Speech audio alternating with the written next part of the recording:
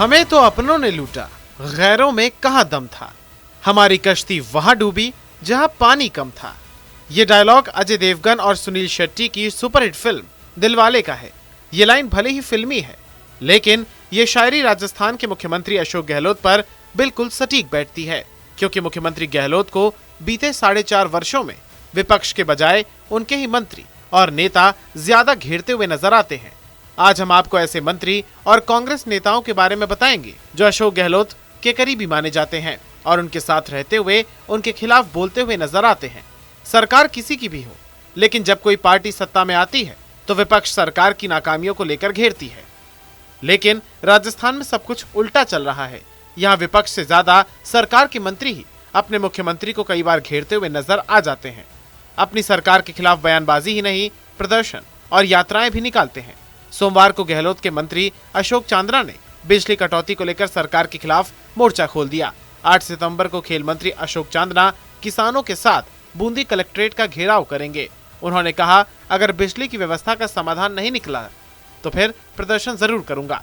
आपको बता दें, अशोक चांद्रा एक ऐसे मंत्री हैं जिन्होंने सियासत की शुरुआत सचिन पायलट के साथ की थी, लेकिन आज सीएम गहलोत के करीबी माने जाते हैं और उन्हीं के खिलाफ मोर्चा खोलने की तैयारी में हैं। वहीं अगर हम बात सचिन पायलट की करें तो अशोक गहलोत और सचिन पायलट के बीच तनातनी के बारे में राजस्थान तो क्या पूरा देश जानता है। इन दोनों के बीच 36 का आंकड़ा तब से चलने लगा जब 2014 में कांग्रेस ने सचिन पायलट को राजस्थान का अध्यक्ष बनाया और पायलट ने 2018 में कांग्रेस की सरकार बनवा दी, लेकिन कांग्रेस ने मुख्यमंत्री अशोक गहलोत को बनाया। ये बात सचिन पायलट को चुभ गई। सचिन पायलट की नाराजगी को देखते हुए कांग्रेस पार्टी ने सचिन पायलट को राजस्थान का डिप्टी सीएम बना दिया। उसके बाद पायलट ने अपने समर्थकों को पद दिलाने की मांग की, लेकिन अशोक गहलोत के सामने पायलट की एक न चली और 2020 में पायलट अपने समर्थकों के साथ खुलकर गहलोत सरकार के विरोध में आ गए। मानेसर में विधायकों को इकट्ठा करके अपनी पावर दिखाने की कोशिश की, लेकिन कांग्रेस आलाकमान के समझाने के बाद पायलट शांत हो गए।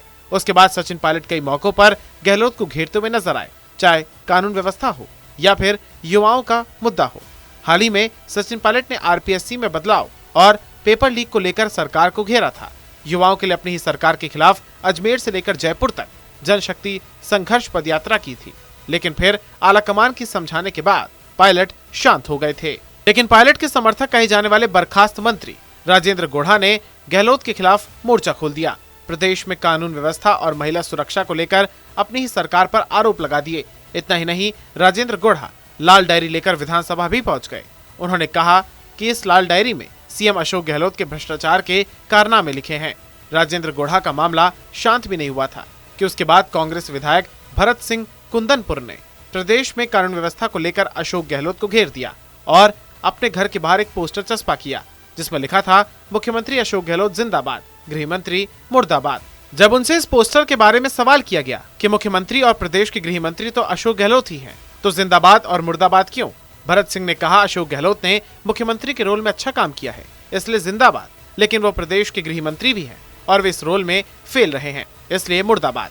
वहीं अपनी बेबाकी के लिए जाने जाने वाली कांग्रेस विधायक दिव्या मदेरणा भी कई बार अपनी ही सरकार के खिलाफ बोलती हुई नजर आई हैं, चाहे कानून व्यवस्था का मुद्दा हो या फिर उनके विधानसभा ओसियां से जुड़ा हुआ मुद्दा हो। अशोक गहलोत के खिलाफ कई बार प्रदर्शन कर चुकी हैं और विधानसभा में अपनी सरकार को घेरती हुई नजर आई हैं।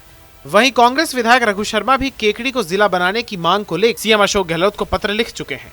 उन्होंने गहलोत से कहा कि केकड़ी में 290 गाँव और ढाणियां हैं, इनके विकास के लिए केकड़ी को जिला बनाना आवश्यक है।